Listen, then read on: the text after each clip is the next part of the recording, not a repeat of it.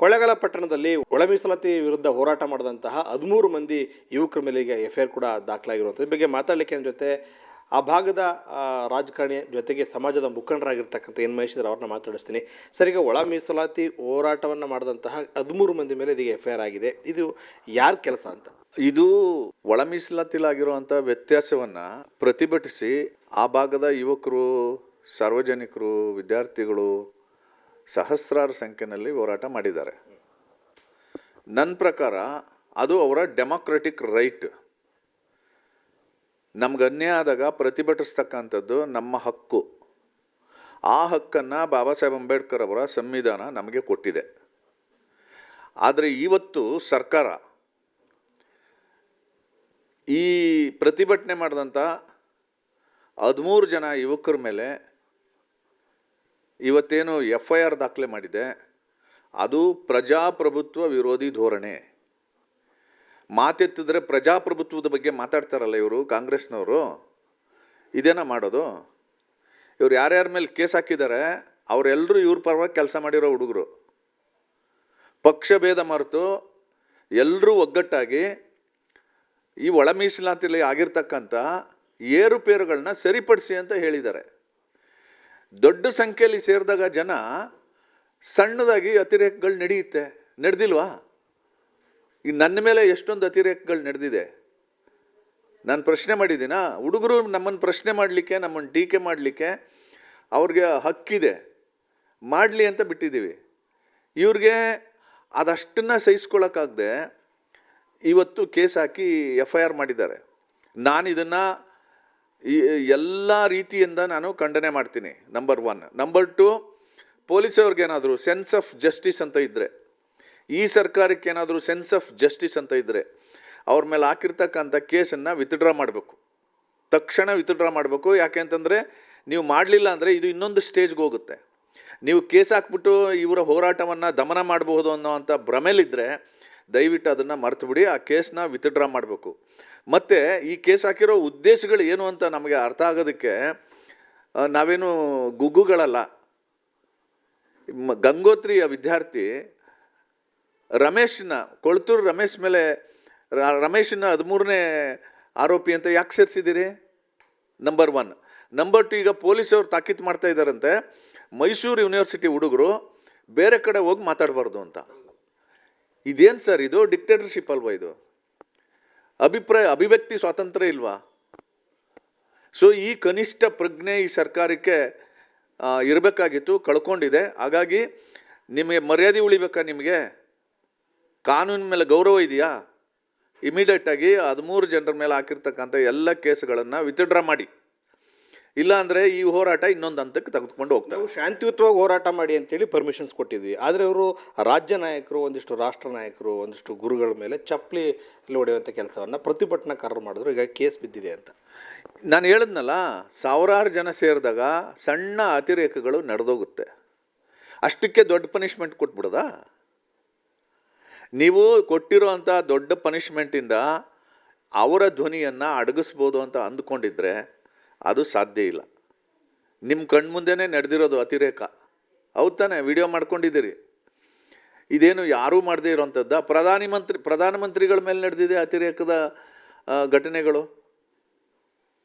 So ಹಾಗಾಗಿ ಈ ಸಣ್ಣ ಅತಿರೇಕಕ್ಕೋಸ್ಕರ ದೊಡ್ಡ ಪನಿಷ್ಮೆಂಟ್ ಕೊಡುವಂಥದ್ದನ್ನು ದಯಮಾಡಿ ಸರ್ಕಾರ ನಿಲ್ಲಿಸಬೇಕು. ಆಮೇಲೆ ಈ ಸಮಸ್ಯೆಗೆ ಪರಿಹಾರ ಹುಡುಕ್ರಿ. ಫಸ್ಟು ನಿಂತೋಗುತ್ತೆ ಚಳವಳಿ. ಪರಿಹಾರ ಹುಡುಕಿ. ಪ್ರವರ್ಗ A, B, C 3 ಜನರಿಗೂ ಅನ್ಯಾಯ ಆಗದೆ ಇರೋ ರೀತಿ ರೋಸ್ಟರ್ ಪದ್ಧತಿಯನ್ನು, ರೋಸ್ಟರ್ ಸಿಸ್ಟಮ್ನ ಬದಲಾವಣೆ ಮಾಡಿ. ಅಷ್ಟೇ ಅವ್ರು ಕೇಳ್ತಾ ಇರೋದು. ಈ ಬದಲಾವಣೆ ಮಾಡದೇ ಇದ್ರೆ ಏನಾಗುತ್ತೆ ಅನ್ನೋದಕ್ಕೆ ಇವತ್ತು ಜೀವಂತವಾಗಿ ಒಂದು ಉದಾಹರಣೆ ಇದೆ. BDAನಲ್ಲಿ FDC SDC ಅಪಾಯಿಂಟ್ಮೆಂಟ್ ಮಾಡಿ ತಾತ್ಕಾಲಿಕ ಪಟ್ಟಿನ ಬಿಡುಗಡೆ ಮಾಡಿದ್ದಾರೆ. ಈ ಪಟ್ಟಿನಲ್ಲೂ ಒಂದು ಪ್ರವರ್ಗ Bಗೆ ಸಿಕ್ಕಿಲ್ಲ. ಹಿಂಗಾಗುತ್ತೆ ಇನ್ನು ಮುಂದಕ್ಕೂ. ಅದರಿಂದ ಇದಕ್ಕೊಂದು ಪರಿಹಾರ ಕಂಡಿಡ್ದು ಇದನ್ನು ಬಗೆಹರಿಸಿ ಸನ್ಮಾನ್ಯ ಮಹದೇವಪ್ಪನವರು ಈ ಕೆಲಸ ಮಾಡಬೇಕು. ಇದನ್ನು ಮಾಡಿದ್ರೆ ಚಳುವಳಿ ತಣ್ಣಗಾಗುತ್ತೆ. ಓದ್ಕೊಂಡಿರ್ತಾರೆ ಹುಡುಗರು. ಇಲ್ಲ ಅಂತಂದರೆ ನೀವು ಇದನ್ನು ಡಿಲೇ ಮಾಡಿದಷ್ಟು ಅವ್ರು ಬೀದಿಲಿ ನಿಲ್ಲಿಸ್ತೀರಿ. ನೀವು ಯಾರೋ ಪ್ರೆಸರ್ ಹಾಕಿದ್ದಾರೆ, ಹೀಗಾಗಿ ಈ ರೀತಿ ಕೇಸ್ಗಳು ಆಗಿದೆ ಅನ್ಸುತ್ತೆ ಸರ್ ಮೇಲ್ನೋಟಕ್ಕೆ? ಡೆಫಿನೆಟಾಗಿ ಸರ್ಕಾರದ ಒತ್ತಡದ ಮೇಲೆ ಆಗಿರೋದು ಇದು.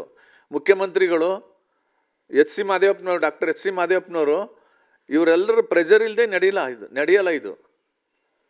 ಸರಿನಾ? ಈ ದೊಡ್ಡ ಈ ಮಂತ್ರಿಗಳು ಇವರು ಎಲ್ಲ ರೀತಿಯ ವಿದ್ಯಾರ್ಥಿಗಳ ಸಪೋರ್ಟ್ ತಗೊಂಡೀಗ ಅವ್ರನ್ನ ಪನಿಷ್ಮೆಂಟ್ ಮಾಡೋಕ್ಕೆ ಹೊರಟಿದ್ದಾರಲ್ಲ, ಸರಿನಾ ಇದು? ಯಾವ ಪ್ರಜಾಪ್ರಭುತ್ವವಾದಿಗಳು ನೀವು? ದಯವಿಟ್ಟು ಈ ಕೇಸ್ನ ವಿತ್ಡ್ರಾ ಮಾಡಿಸಿ.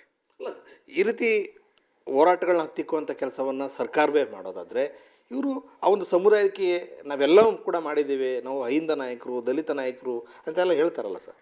ಈ ಘಟನೆಯಲ್ಲಿ ಇವರು ಅಹಿಂದ ನಾಯಕರು, ದಲಿತ ನಾಯಕರು ಅನ್ನೋದು ಬೋಗಸ್, ತಾವೇ ಪ್ರೂವ್ ಮಾಡ್ಕೊಂಡಿದ್ದಾರೆ. ಪೊಲೀಸವ್ರಿಗೆ ಹೇಳಿ ಬಿಡ್ರಿ ಏನೋ ನಡೆದಿದೆ ಅಂತ ಮಾಡಿಬಿಡ್ಬೋದಾಯ್ತಾ? ಮಾಡಿಲ್ಲ. ಆಕ್ರಿ ಅಂತಂದರೆ ನೀವು ಅವ್ರನ್ನ ದಮನ ಮಾಡಲಿಕ್ಕೆ ಈ ಪೊಲೀಸ್ ಅಸ್ತ್ರವನ್ನು ಬಳಸ್ತಾ ಇದ್ದೀರಿ. ಇದು ತುಂಬ ದಿನ ನಡೆಯಲ್ಲ, ಬರೆದಿಟ್ಕೊಳ್ಳಿ. ಅಲ್ಲ, ಅದು ರಾಜಕೀಯ ಹೋರಾಟ ಅಂತೇಳಲಿಕ್ಕೆ ತಾವು ಇಲ್ಲ ಅಥವಾ ಬಿ ಜೆ ಪಿಯ ಯಾರೂ ಕೂಡ ಮುಖಂಡಗಳು ಕಾಣ್ತಾ ಇಲ್ಲ. ಅದೊಂದು ಸಮುದಾಯದ ಹೋರಾಟ, ಯಾಕೆ ಅದನ್ನು ರಾಜಕಾರಣ ಬೆರೆಸಿದ್ರು ಅಂತ. ಇಲ್ಲ, ಇದು ರಾಜಕೀಯಕ್ಕೂ ಇದಕ್ಕೂ ಸಂಬಂಧ ಇಲ್ಲ ಸರ್. ಇದು ಪ್ಯೂರ್ಲಿ ಸಮುದಾಯದ ಹೋರಾಟ. ನಮ್ಮ ಸಮುದಾಯದ ಮುಂದಿನ ಪೀಳಿಗೆಗೆ ಎಲ್ಲೋ ಅನ್ಯಾಯ ಆಗ್ತಾ ಇದೆ ಅಂತ ಇಡೀ ಸಮಾಜಕ್ಕೆ ಗೊತ್ತಾದ ಮೇಲೆ ಸಮಾಜನೇ ಎದ್ದು ನಿಂತಿದೆ ಅಲ್ಲಿ. ಆ್ಯಕ್ಚುಲಿ ನಾನು ಅವತ್ತು ಹೈದ್ರಾಬಾದಲ್ಲಿದ್ದೆ. ನನಗೆ ಬಂದಂಥ ಮಾಹಿತಿ ಏನು ಅಂತಂದರೆ, ಪಕ್ಷ ಭೇದ, ಸಂಘಟನೆಯ ಭೇದ ಮರೆತು ಎಲ್ಲ ಸಂಘಟನೆಗಳ ಮುಖಂಡರು, ಎಲ್ಲ ಪಕ್ಷದ ಮುಖಂಡರು ನಿಂತ್ಕೊಂಡು ಹೋರಾಟ ಮಾಡಿದ್ದಾರೆ. ಸೊ ಇದು ಒಂದು ಸಮುದಾಯದ ಹೋರಾಟ, ಇದು ಯಾವುದೇ ರಾಜಕೀಯ ಪಕ್ಷದ ಹೋರಾಟ ಅಲ್ಲ. ಹಾಗಾಗಿ ನೀವು ಪನಿಷ್ಮೆಂಟ್ ಮಾಡ್ತಾ ಇರೋದು ಯಾರ ಮೇಲೆ ಅಂದರೆ ಸಮುದಾಯದ ಮೇಲೆ ಮಾಡ್ತಾ ಇದ್ದೀರಿ ಅನ್ನೋ ಪ್ರಜ್ಞೆ ಇರಲಿ ನಿಮಗೆ. ನೀವು ಯಾವುದೇ ಪಕ್ಷದ ಮೇಲೆಲ್ಲ ಮಾಡ್ತಾ ಇರೋದು, ಇಡೀ ಸಮುದಾಯದ ಧ್ವನಿಯನ್ನು ಅಡಗಿಸ್ತಕ್ಕಂಥ ಕೆಲಸವನ್ನು ಪೊಲೀಸರ ಮೂಲಕ ನೀವು ಮಾಡ್ತಾ ಇದ್ದೀರಿ. Be careful. ಅಲ್ಲ, ಈ ರೀತಿ FIR ಆಗ್ತಂಥ ಸಂದರ್ಭದಲ್ಲಿ ಇಡೀ ಕೊಳ್ಳೇಗಾಲ ಕ್ಷೇತ್ರದ ಬಲಗೈ ಸಮಾಜದ ಒಂದಿಷ್ಟು ನಾಯಕರು ಒಂದು ರೀತಿ ಸಿಡಿದಿದ್ದಾರೆ ಸರ್ಕಾರ ವಿರುದ್ಧನೇ. ಯಾವ ರೀತಿ ಬೆಲೆ ತರಬೇಕಾಗುತ್ತೆ ಸರ್ಕಾರ? ಅಲ್ಲ, ಈಗ ಸರ್ಕಾರಗಳು ತಪ್ಪು ಮಾಡಿದಾಗ ಅದನ್ನು ಪ್ರತಿಭಟಿಸೋದು, ಅದ್ರ ವಿರುದ್ಧ ಎದ್ದು ನಿಲ್ತಕ್ಕಂಥದ್ದು ಸಹಜ. ನೀವೇನು ಮಾಡಿದ್ರು ಬಾಯಿ ಮುಚ್ಕೊಂಡಿರ್ತಾರೆ ಅಂತ ಅಂದ್ಕೊಂಡಿದ್ದೀರಾ? ನಿಮಗೆ ಓಟ್ ಹಾಕಿರ್ಬೋದು, ಆದರೆ ನೀವು ಮಾಡಿದ ಕೆಲಸವನ್ನೆಲ್ಲ ಒಪ್ಕೊಳ್ಳೋವಂಥ ಗುಗ್ಗುಗಳು ಖಂಡಿತವಾಗ್ಲೂ ದಲಿತ ಸಮಾಜ ಅಲ್ಲ. ತಪ್ಪು ಮಾಡಿದಾಗ ಸರ್ಕಾರ ಯಾವುದೇ ಇರಲಿ ಅದನ್ನು ಪ್ರತಿರೋಧ ಮಾಡ್ತಕ್ಕಂಥ, ಪ್ರತಿಭಟನೆ ಮಾಡ್ತಕ್ಕಂಥ ಶಕ್ತಿ ಮತ್ತು ಅಧಿಕಾರ, ಹಕ್ಕು ಸಮುದಾಯಕ್ಕಿದೆ. ಆ ಕೆಲಸ ಮಾಡಿದ್ದಾರೆ. ನೀವು ಅದನ್ನು ದಮನ ಮಾಡೋವಂಥ ಪ್ರಕ್ರಿಯೆ ಇದೆಯಲ್ಲ, ಇದನ್ನು ನಿಲ್ಲಿಸಿ. ಸರ್, ಹೇಳಿ ಕೇಳಿ ಕಾಂಗ್ರೆಸ್ ಕೊಳ್ಳೇಗಾಲದಲ್ಲಿ ರೂಲಿಂಗ್ ಪಾರ್ಟಿ ಕಾಂಗ್ರೆಸ್ ಪಕ್ಷನೇ ಇದೆ, ಕಾಂಗ್ರೆಸ್ ಶಾಸಕರೇ ಇದ್ದಾರೆ. ಇಂಥ ದೊಡ್ಡ ಒಂದು ಸಂಖ್ಯೆಯಲ್ಲಿ ಪ್ರತಿಭಟನೆ ಕೂಡ ಆಗಿದೆ. ಅಂದರೆ ಅವರು ಕೂಡ ಅದೇ ಸಮುದಾಯಕ್ಕೆ ಸೇರಿದಂಥವ್ರು. ಮತ್ತೊಂದು ಕಡೆ ಒಂದಿಷ್ಟು ಯುವಕರ ಮೇಲೆ ಕೂಡ FIR ಆಗುತ್ತೆ, ಆದರೆ ಶಾಸಕರ ಮೌನ. ಶಾಸಕರು ಮೌನ ಅಲ್ಲ, ಶಾಸಕರು ಕೊಳ್ಳೇಗಾಲದಲ್ಲಿದ್ದರೆ ಮೌನನೋ ಮಾತಾಡೋದೋ ಗೊತ್ತಾಗೋದು. ಅವರು ಫಾರಿನ್ ಟೂರ್ ಹೋಗಿದ್ದಾರೆ. ಇಡೀ ರಾಜ್ಯ ಕಾನೂನು ಸುವ್ಯವಸ್ಥೆ, ಡ್ರಗ್ ಮಾಫಿಯಾ, ಬೆಲೆ ಏರಿಕೆ, ರಾಜಕೀಯ ಗೊಂದಲಗಳು ಇಷ್ಟೆಲ್ಲ ಹತ್ತುಕೊಂಡು ಉರಿತಾ ಇರುವಾಗ ಇವರು ಫಾರಿನ್ ಟ್ರಿಪ್ ಹೋಗಿದ್ದಾರೆ. ಸೊ ಹಾಗಾಗಿ ಆ ಫಾರಿನ್ ಟ್ರಿಪ್ ಹೋಗಿರೋದ್ರಿಂದ ಅವ್ರ ಅಭಿಪ್ರಾಯ ಏನು ಅಂತ ಗೊತ್ತಾಗ್ತಾ ಇಲ್ಲ. ಬಂದ ಮೇಲೆ ಗೊತ್ತಾಗುತ್ತೆ, ಕಾಯ್ದು ನೋಡೋಣ. ಕೊಳ್ಳೇಗಾಲ ಕ್ಷೇತ್ರದ ಜನ ಆಕ್ರೋಶಕ್ಕೊಳಗಾಗಿದ್ದಾರಾ ಈ ಸಂದರ್ಭದಲ್ಲಿ? ಡೆಫಿನೆಟ್ಲಿ. ಇವರು 13 ಜನರ ಮೇಲೆ ಕೇಸ್ ಹಾಕಿದ್ದೀವಿ ಅಂತ ಅಂದ್ಕೊಂಡಿದ್ದಾರೆ. ಜನ ಏನು ಫೀಲ್ ಮಾಡ್ತಾರೆ ಗೊತ್ತಾ? ಇಡೀ ನಮ್ಮ ಸಮುದಾಯದ ಮೇಲೆ ಕೇಸ್ ಹಾಕಿದ್ದಾರೆ ಅಂತ ಫೀಲ್ ಮಾಡ್ತಾ ಇದ್ದಾರೆ. ಸೊ ಎಲ್ಲ ಊರುಗಳಲ್ಲೂ ಮಾತಾಡ್ತಾ ಇದ್ದಾರೆ ಇದನ್ನು. ಅದ್ರ ಮೂಲಕ ನೀವು ಎಕ್ಸ್ಪೋಸ್ ಆಗೋದ್ರಿ. ನಿಮ್ಮ ಮನಸ್ಥಿತಿ ಏನು ಅಂತ ಇಡೀ ಸಮುದಾಯಕ್ಕೆ ಗೊತ್ತಾಯಿತು. ಇದಕ್ಕೆ ದೊಡ್ಡ ಬೆಲೆಯನ್ನು ಮುಂದಿನ ದಿನಗಳಲ್ಲಿ ತೆತ್ತಬೇಕಾಗುತ್ತೆ. ಹುಷಾರು. ಈಗ FIR ದಾಖಲಾಗಿರ್ತಕ್ಕಂತಹ ಯುವಕರ ಫ್ಯಾಮಿಲಿಯಲ್ಲಿ ಒಂದಿಷ್ಟು ಗೊಂದಲ ಕೂಡ ಆಗ್ತಾಯಿದೆ ಸರ್. ನಿಮ್ಗೆ ಯಾಕೆ ಬೇಕಿತ್ತು ಈ ಹೋರಾಟ ಅಂತ? ಅದೇ, ಇದು ಒಂದು ಹುಡುಗರನ್ನು ಡಿಮಾರಲೈಸ್ ಮಾಡೋದು. ಆ ಡಿಮಾರಲೈಸ್ ಮಾಡೋ ಪ್ರಕ್ರಿಯೆಯಲ್ಲಿ ಆ ಯುವಕರಿದ್ದಾರಲ್ಲ, ಅವ್ರ ಕುಟುಂಬಗಳು ದಿಗಿಲು ಬೀಳ್ತಾರೆ. ಕುಟುಂಬ ದಿಗಿಲು ಬಿದ್ದು, ಹುಡುಗರು ದಿಗಿಲು ಬಿದ್ದರೆ ಈ ಧ್ವನಿ ಅಡಗಿಸ್ಬೋದು ಅಂತ. ಅದು ಸುಳ್ಳು.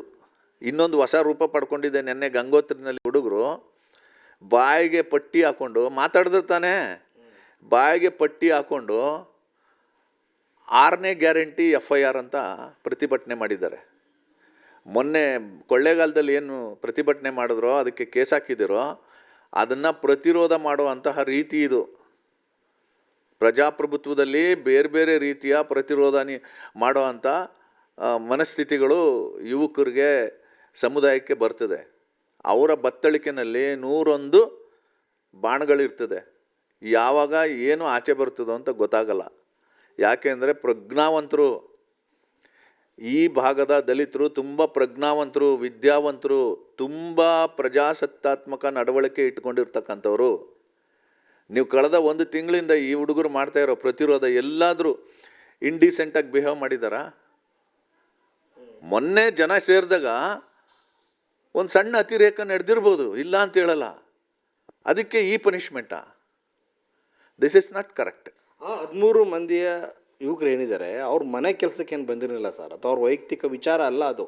ಇದು ಸಂಪೂರ್ಣವಾಗಿ ಇಡೀ ರಾಜ್ಯದ ಬಲಗೈ ಸಮಾಜದ ಒಂದು ಸಮುದಾಯದ ಹೋರಾಟ. ಈ ಸಮುದಾಯವನ್ನು ಎಲ್ಲೊಂದು ಕಡೆ ಹೋರಾಟಕ್ಕೆ ಅಪ್ರಿಷಿಯೇಟ್ ಮಾಡಬೇಕಾದಂತಹ ನಾಯಕರುಗಳು ಈ ರೀತಿ ಕೇಸ್ ಹಾಕಿಸ್ತಾರೆ ಅಂತ ಹೇಳಿದ್ರೆ ನಾವೆಲ್ಲಿದ್ದೀವಿ? ಅದೇ ಅವ್ರ ದ್ರಾಷ್ಟ್ಯ ಏನು ಅಂದ್ರೆ, ಅದರ ದ್ರಾಷ್ಟ್ಯ ಏನು ಅಂತಂದರೆ, ನಾವೇನು ಮಾಡಿದ್ರು ನಮ್ಗೆ ಓಟ್ ಹಾಕ್ತಾರೆ ಅನ್ನೋದು ಅಷ್ಟೇ. ನಮ್ಮ ವಿರುದ್ಧ ಮಾತಾಡಿದ್ರೆ ಆ ಧ್ವನಿನ ಅಡಗಿಸ್ಬೇಕು ಅನ್ನೋ ದ್ರಾಷ್ಟ್ಯ. ಇದು ಎರಡೂ ರಾಂಗ್. ಇನ್ನು ಮುಂದೆ ನಡೆಯಲ್ಲ ಇದು. ನೀವು ದೊಡ್ಡ ಬೆಲೆ ತರಬೇಕಾಗುತ್ತೆ, ಹುಷಾರು.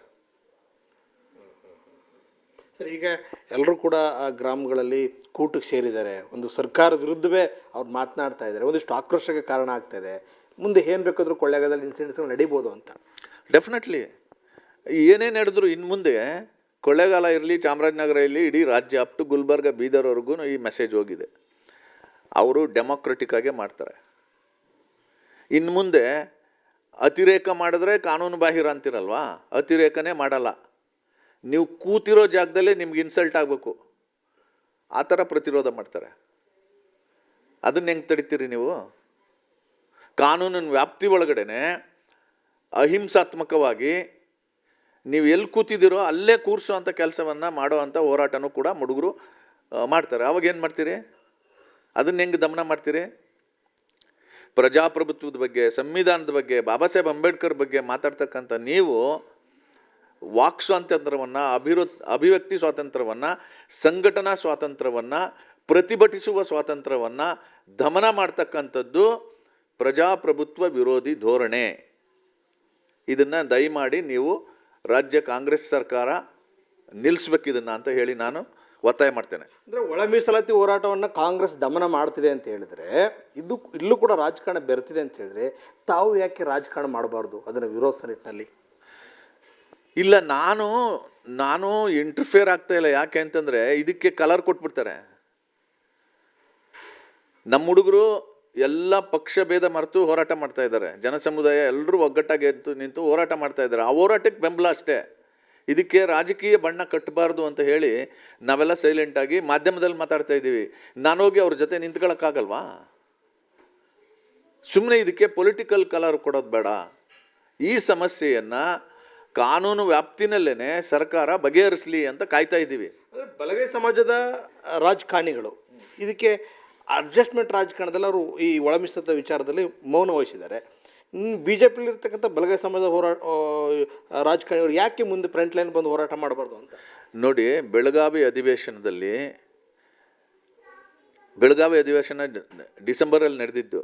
ಡಿಸೆಂಬರಲ್ಲಿ ನಡೆದಂಥ ಅಧಿವೇಶನದಲ್ಲಿ ಚಲವಾದಿ ನಾರಾಯಣ ಸ್ವಾಮಿಯವರು ಧಾರವಾಡದಲ್ಲಿ ನೋಟಿಫೈ ಆಗಿರ್ತಕ್ಕಂಥದ್ದನ್ನು ಇಟ್ಕೊಂಡು ನೀವು ತಂದಿರ್ತಕ್ಕಂಥ ರೋಸ್ಟರ್ ಆದೇಶದಲ್ಲಿ ಇಷ್ಟೆಲ್ಲ ವ್ಯತ್ಯಾಸ ಆಗ್ತಾ ಇದೆ, ಇದನ್ನು ಸರಿ ಮಾಡಿ ಅಂತ ಹೇಳಿದ್ದಾರೆ. On the floor of the house ಹೇಳಿದ್ದಾರೆ. ಮುಖ್ಯಮಂತ್ರಿಗಳು ಅದನ್ನು ಗಮನ ತಗೊಂಡು ಸರಿಪಡಿಸ್ಬೇಕಲ್ವಾ?